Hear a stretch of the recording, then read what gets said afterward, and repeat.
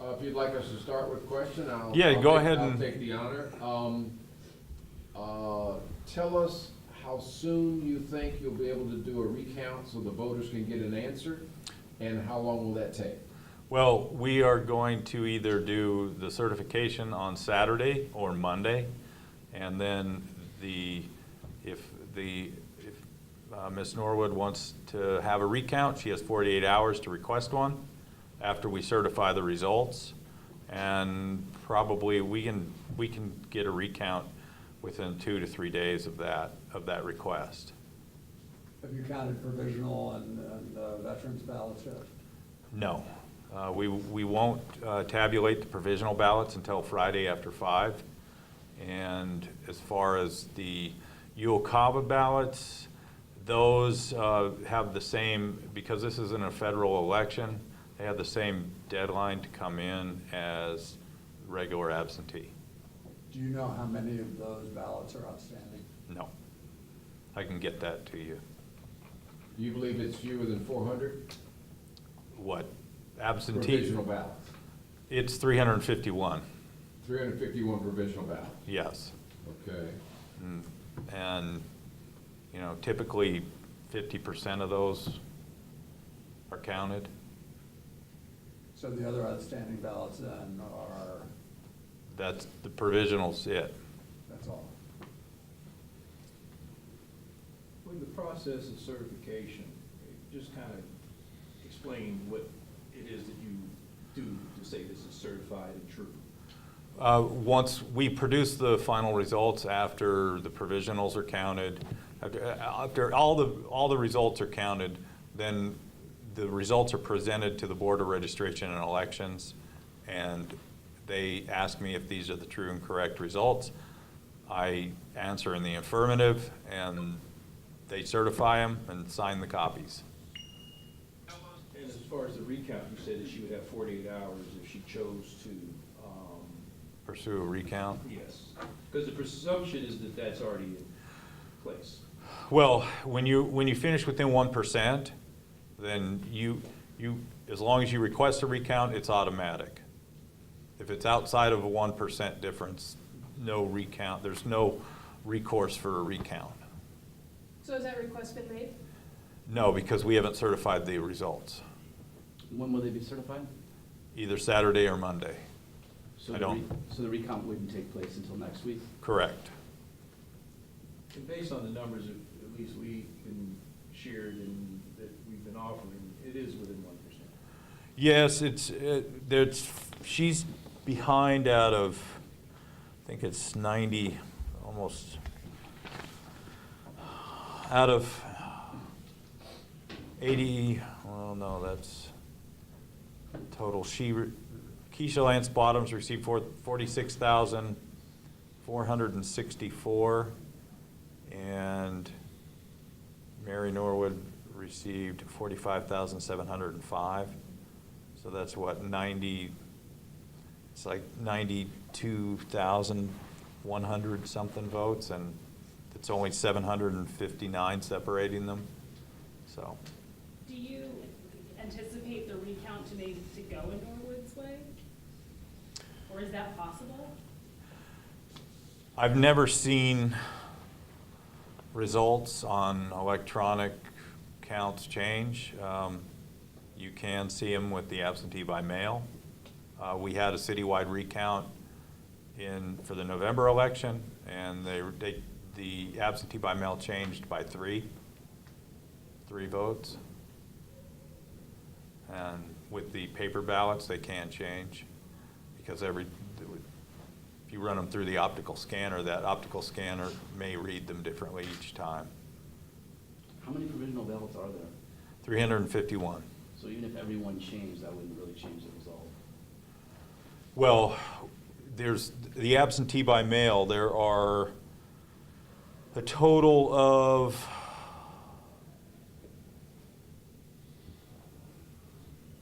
700, there's a little over, it's almost 800 absentee by mail votes, it looks like. And so with the absentee by mail at 800, we'll we'll rerun those, and then there will be 351 that we're doing the research on right now, and we'll determine with that research how many of them will count, whether the voters were actually eligible to vote. I don't know. I haven't looked at any of the provisional ballots. My staff is doing that, and they do the research on them. But typically the average is 50%, about somewhere in there, that range of the number, that's the number that end up being counted. Do we have any sense of where those are from? No.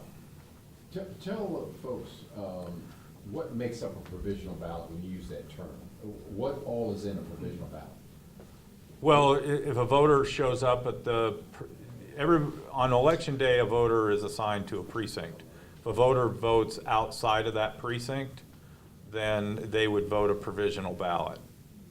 Also, if somebody shows up without identification, they can vote a provisional ballot, and then they have until Friday at 5 to come back in and show their ID, and then that ballot would count. There are a number of scenarios. Question marks. Correct. Question marks, okay. All right, so you said that 800 something absentee by mail? Yeah, that's what it looks like there were 790, if this is the updated, It So looks you like, mentioned that you would rerun those, so those were already ran last night? correct. All right, so those are already in the count? The only thing not in the count are the 351 provisional ballots, and we don't know how many of those are gonna count. Okay, but typically it's about 50%. Correct. And then you were saying earlier, unlike 8 years ago in this county, when they were in a warehouse and they had paper ballots and there were 10 people sitting around a table counting paper ballots, this is strictly done, the difference now is that this is strictly electronic, correct? No, there were, well, I wasn't here, but it was a No, I'm touchscreen talking system. about- I'm talking about last night. You said you've never seen votes change. I think if you want to reiterate that or clarify it. Well, on electronic counts, I've never seen an electronic count change. And so that would have been the same thing back in 2009. Okay. Because what the county did different, the early voting system wasn't as expansive as it is now. They had fewer early voting sites, but as far as absentee by mail, I don't know what the count was back then. Right. The point being, though, that if there was to be a 700 vote swing based on your upcoming recount, that would be unusual based on your experience and based on the technology that you've been. Yeah, basically, every absentee by mail vote would have to turn. For Norwood. For Norwood, yeah. And those are And then- paper. Those are paper, correct. Well, she received 437 so even if the 353 absentee by mail that went to Bottoms went to Norwood, that's still gonna leave, 406, a deficit of 406, so. So it's over the head of the obvious about what what previous experience tells you about what's gonna happen in this recount. Correct. Just a hypothetical, because I'm not sure of the answer. If your certification process reveals that what we are offering right now, total vote-wise, then is different, say it's either greater or less numbers overall once they've been, as you said, certified, where would that then take you, or does that just become the new vote total?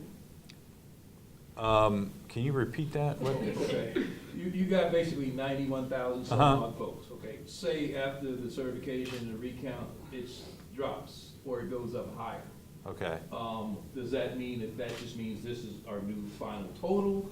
Or does that mean that whether it changes the outcome or Yeah, if it change the outcome?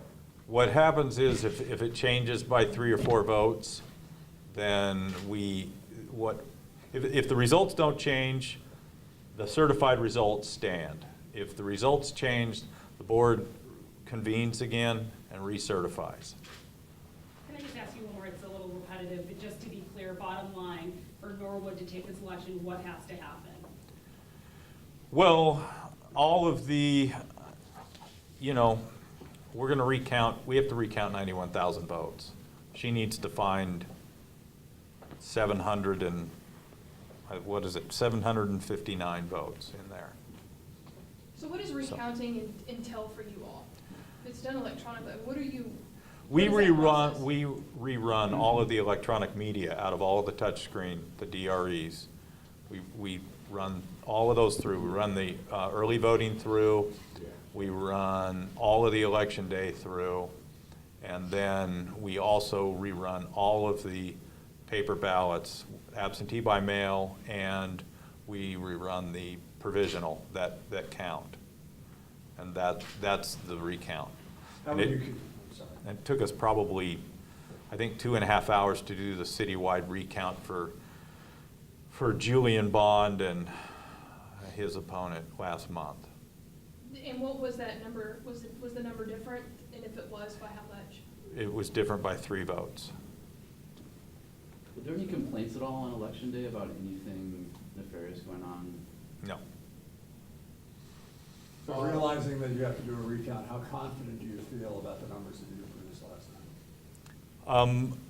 I feel completely confident in them. I mean, I'm not surprised when a paper ballot result changes by a few votes. I mean, you're dealing with optical scan technology and it's not perfect, so it can change.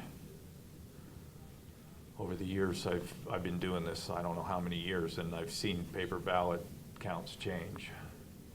Is there any But it's optical? usually by a few. Well, yeah, all of the paper. No, I mean, is there any, you were talking about your experience in paper, but when it comes to optical, have you ever seen, you said earlier that it generally is what it is, but have you or heard of or know? Oh, you mean with the, optical- you mean with the touchscreen Yeah. electronic? Yeah.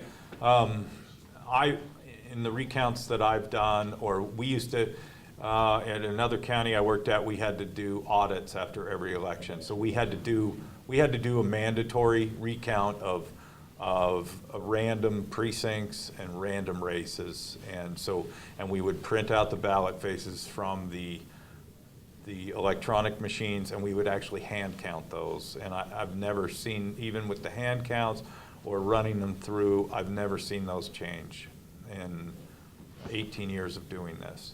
The only place that I've seen results change is in paper ballots running through optical scan.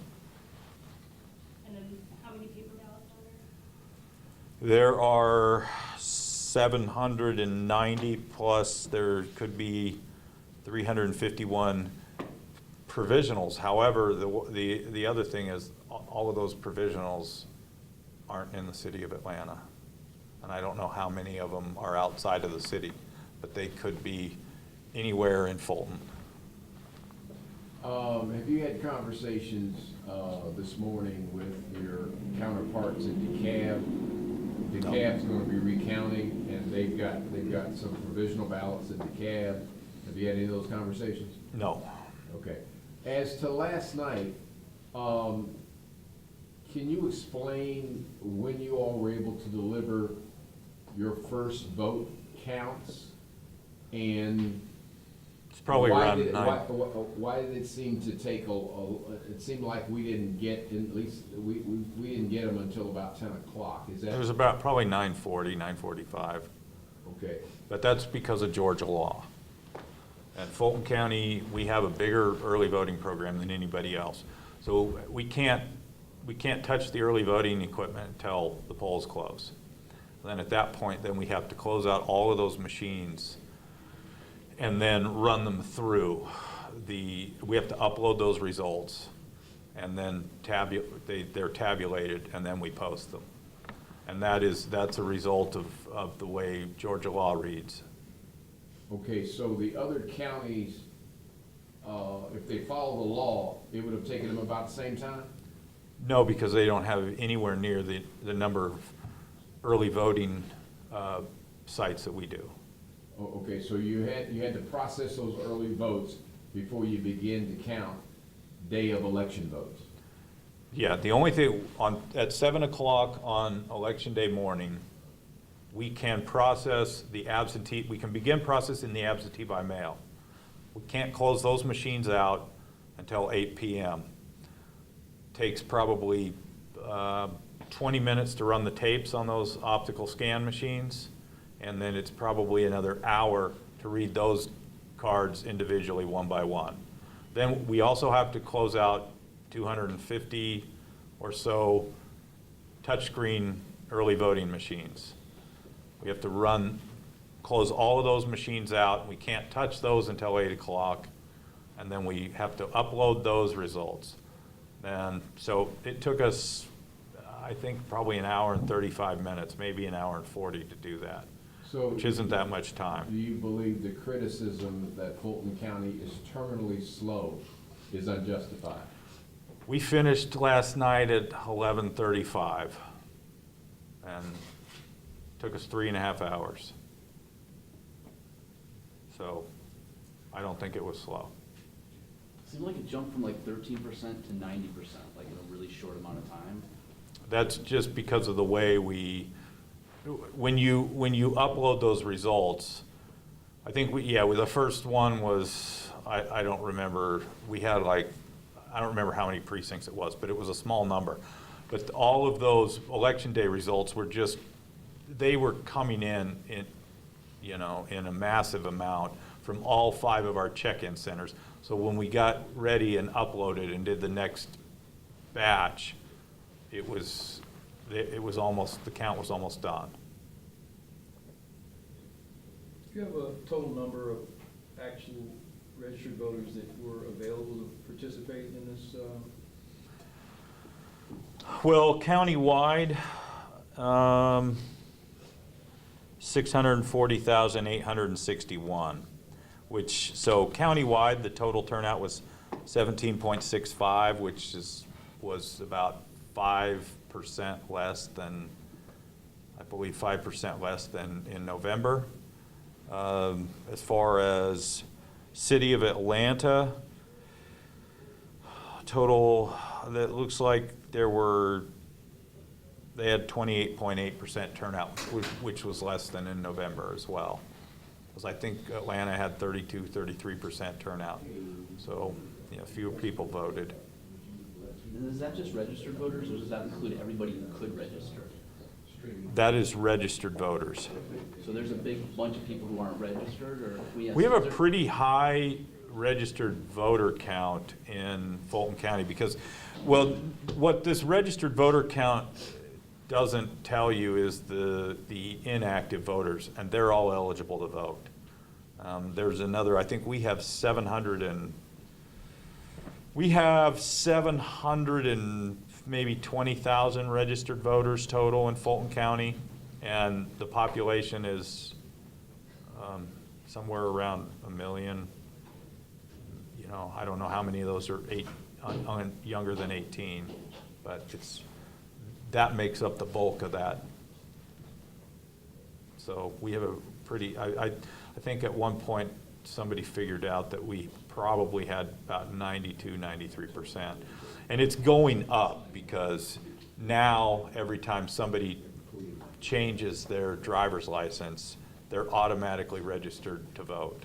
It's the only way it's different than before. You have to opt out now if you don't want to register.